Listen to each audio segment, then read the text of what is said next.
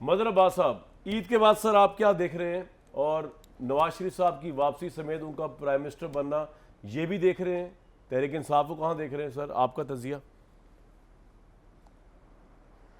अच्छा, पहली चीज़ तो ये कि थोड़ा सा भट्टी साहब से इख्तलाफ करते हुए, ऐसा नहीं है कि लोग एक के साथ जुड़े रहते हैं। अगर एक के साथ जुड़े रहते तो पंजाब में पीपल्स पार्टी नहीं हारती। 2008 में क्योंकि टेन्योर कंप्लीट हुआ, पीटीआई इमर्ज ना करती पंजाब का में। जो इलेक्शन, बिल्कुल ठीक, मैं वही बात कह रहा हूँ कि पार्टियां इमर्ज करती हैं। आप जिसकी अहमद बिलाल साहब बात कर रहे थे, अगर आप सिस्टम की कंटिन्यूटी रखें, अगर यही जो 2018 में पीटीआई की गवर्नमेंट बनी थी, ये आज पीटीआई की गवर्नमेंट अगर ख़त्म हो रही होती 2023 में, तो सारे सर्वेज उस वक्त तो ये बता रहे थे ना कि पीटीआई अनपॉपुलर हो रही है। ठीक, ये तो वोट ऑफ नो कॉन्फिडेंस के बाद चीज़ें तब्दील हुई, तो ऐसा नहीं है कि लोग सोचते नहीं। अच्छा सर, अब ईद के बाद बताए ना, नवाज शरीफ साहब को लेकर क्या देख रहे हैं आप? शऊर नहीं मदर साहब, मुझे बिलावल भी प्राइम मिनिस्टर नहीं नज़र आ रहे, मुझे नवाज शरीफ भी प्राइम मिनिस्टर नहीं नज़र आ रहे। ऐन मुमकिन है कि आसिफ जरदारी साहब प्राइम मिनिस्टर हो जाएं, या ऐन मुमकिन है कि इनमें से कोई भी ना हो, कोई तीसरा वज़ीर आज़म हो, और जिस पे सही इन सबको ये सब एग्री कर जाएं।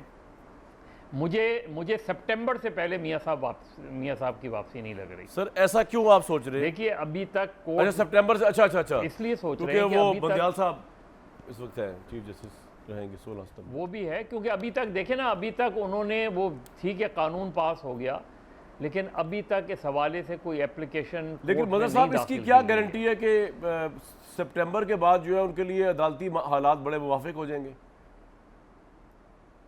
बिल्कुल गारंटी नहीं है।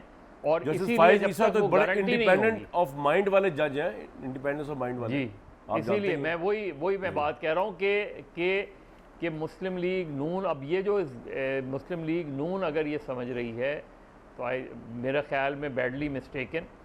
बहुत डिफरेंट जब एक चीफ हो जाता है, चाहे वो आर्मी चीफ हो या चीफ जस्टिस हो, तो हमने देखा है ना हमारी पॉलिटिक्स में कि जी इसको उस पर सुपरसीड कर दो, सुपरसीड करके हम लाते हैं ना चीफ्स को, लेकिन फिर उन्हीं से हमारा साहब। लेकिन आपकी एक बात बड़ी मेरे दिमाग में खुटक रही है, आप तो अभी तक बड़ी दूर की कोड़ी लेके आए कि आसिफ अली जरदारी साहब भी प्राइम मिनिस्टर हो सकते हैं सर? बिल्कुल हो सकते, क्यों नहीं हो सकते?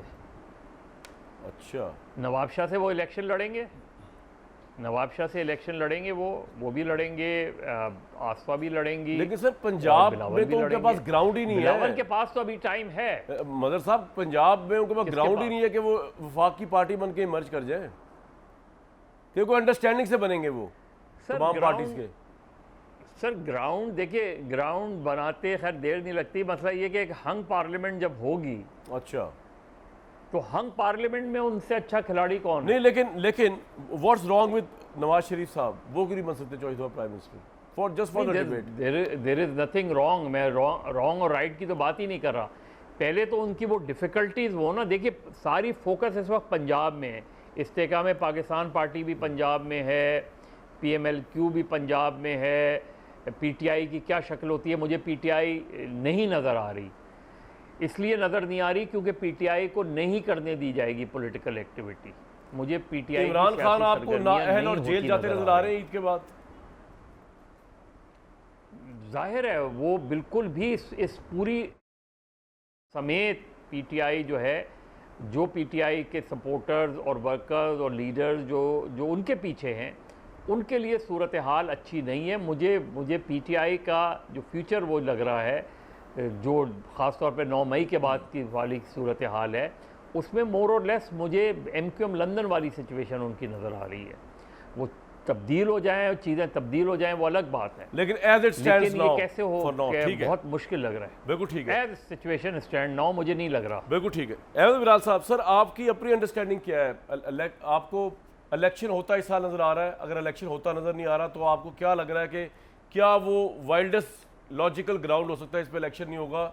और थोड़ा अगर पॉलिटिक्स भी बता दें कि नवाज शरीफ आपको आते नज़र आ रहे हैं, इमरान खान आउट होते नज़र आ रहे हैं, जरदारी साहब कहाँ नज़र आ रहे हैं? अहमद साहब देखिए, मुझे ये तो लगता है कि इंतखाबात होंगे इसी साल।